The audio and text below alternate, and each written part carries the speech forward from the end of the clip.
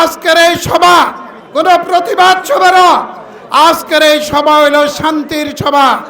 আমি মনে করি রাষ্ট্রকে কিভাবে শান্তিতে রাখা যায়, বিএনপির নেতা আমাদের প্রধানমন্ত্রী মাননীয় প্রধানমন্ত্রী তারেক রহমান শত বাধা বিপত্তি উপেক্ষা করে বাংলাদেশে উদার গণতান্ত্রিক ব্যবস্থা চালু করার জন্য উনি সবসময় কাজ করে যাচ্ছেন।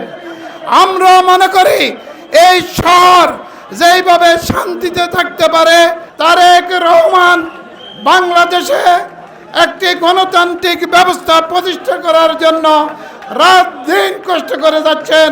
বিএনপির এই ৩-৪ মাসের যে শাসন কাল, এই কালে একটি গুমও হয় নাই, কোনো জায়গায় বিএনপির নেতারা কোনো সন্ত্রাসী কর্মকাণ্ড করে নাই। তা আমি মনে করি এই শহরকে শান্তিতে রাখার জন্য আজকের এই সভা। এই শহরে যারা বিভিন্ন অপকর্মে জড়িয়েছে, আমি মনে করি তাদেরকে দমন করার জন্য আজকের এই সভা।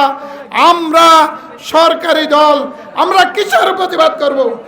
আমরা এখানে শান্তি প্রতিষ্ঠার জন্য যে কাজগুলি করা দরকার, আমাদের সরকার অচিরেই সেই কাজগুলি করবে। কৃষক গ্যাং, অস্ত্র উদ্ধার এবং মাদক সহ বিভিন্ন অপকর্মে সরকার ইতিমধ্যেই বলছে যে পদক্ষেপ নেবে। আমরা মনে করি আমরা তার সাথে যোগ দিয়ে এগুলি দমন করে নোয়াখালী থেকে একটি শান্তির জনপদে রূপান্তরিত করব, এই আশা ব্যক্ত করে আমি আমার বক্তৃতা শেষ করছি। সকলকে ধন্যবাদ। আসসালামু আলাইকুম রহমতুল্লাহ বরকাতুহু।